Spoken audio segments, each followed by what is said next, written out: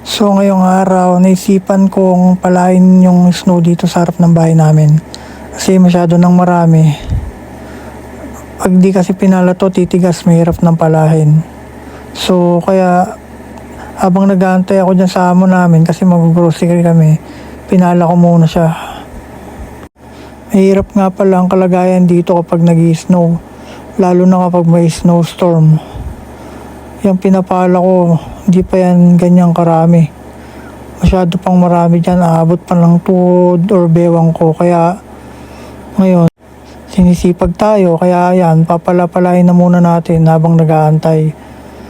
Yan, naiisip ko nga na kailangan itong gawin kasi gaya ng sinabi ko, pag ito'y nag-ice, napakahirap ng palahin. Kaya habang malambot, inuutay-utay ko na para naman may daanan kaming maayos kapag lalabas kami papuntang trabaho. Mahirap kapag wala kang sariling sasakyan dito, mag-aantay ka. Kasi nakikisakay ka lang sa amo mo. Anytime, may time siya kung anong oras, yun nga lang mag-aantay ka. Pero okay lang dahil nagtitipid tayo at nag-iipon din pambili ng sasakyan at saka ang future natin, syempre kailangan natin medyo magsipag kahit papaano. Kaya ayan, pala-pala lang habang hindi pa tumitigas to kasi alam mo naman, gaya ng sinabi ko, pag yan tumigas, kawawa ang nagpapala. Ayan, enjoy na enjoy nga ako dyan kasi unang snow yan, medyo okay pa magpala, pero kapag dumami na yan, talagang snowstorm, halos tamarin ka na magpala kasi sa sobrang lamig.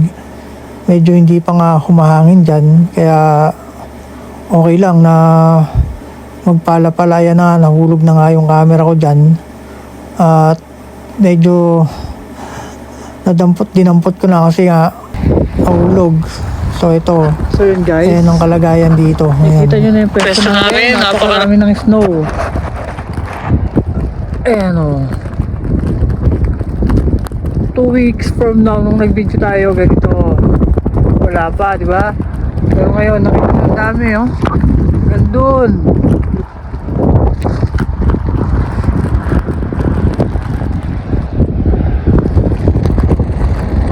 So ito yung kalagayan namin ngayon dito sa aming lugar. Negative 2. Nakita nyo naman yung snow kung gaano kataas. Kaya ito.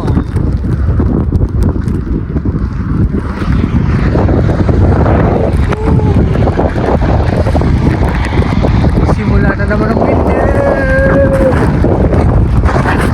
The fuck. So yun na yung bahay namin.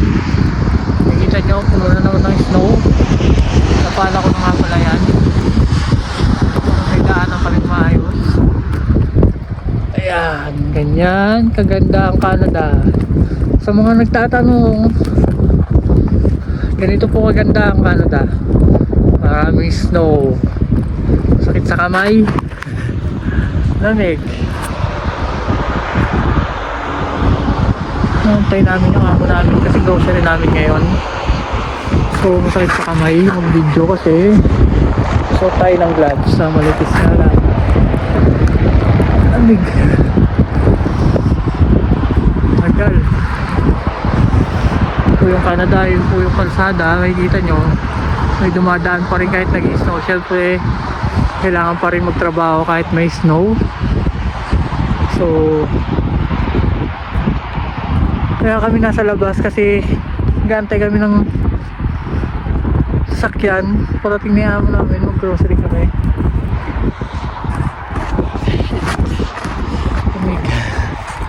So yun yung kaganapan sa labas. Lakas ng snow. Kakain muna tayo habang nag-aantay sa amo namin. Nakita nyo na yung snow ano, ayun sa labas. So mataas-taas na. Ayun. Ayan yung labas namin. So susubo muna tayo ng kaunti para hindi tayo mapagastos doon. Sobrang lamig sa labas, negative 2, pero okay lang. Kaya naman. So, ngayong araw, it's November 29, ganun yung kalagayan ng snow. Taas, kahapon, hindi ganun, wala pang snow totally. Pero ngayon, kita mo, ganun na karami yung snow. So, mahirap, pag may snow kasi malamig. Sakit sa kamay, sakit sa paa, sa kasukasuan. Ayun, kakain muna tayo. Ulam natin sisig. Pinainit ko lang. Okay na siguro yun. Yan ang ulam natin, sisig. At ano ba? Kain muna tayo bago tayo mag-grocery. Sabi ng amon ako, 20 minutes. Pero, kain muna tayo, ha? Pagkain. So, ganun. Pag snow, ano?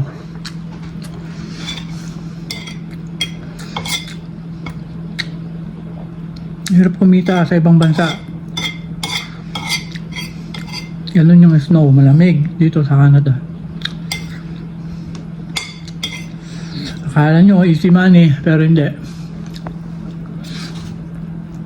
Ang dami ka dapat salang-alang kasi pag winter, malamig na.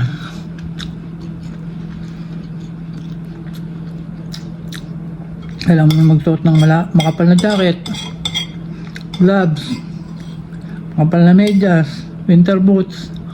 Madami ka dapat isuot, madami ka dapat i-ready para pag nag-snowstorm mo, kaya tumaas yung snow, hindi ka malalamigan paglabas mo. Kasi syempre, simula dito sa farm namin hanggang dun sa farmhouse, hanggang dun sa farm, maglalakad ka, it's about 10 minutes siguro yun. Pero may bike naman ako, mas madali sa akin. Kahit nag-winter, nagbabike ako. Kaya medyo okay, medyo mabilis yung time. Pero pag makapal na talaga yung snow, siguro hindi na ako magbabike kasi para iwas aksidente na rin kasi madulas. Pero dahil sanay na ako, medyo ginagamit ko pa rin siya kahit nag-snow.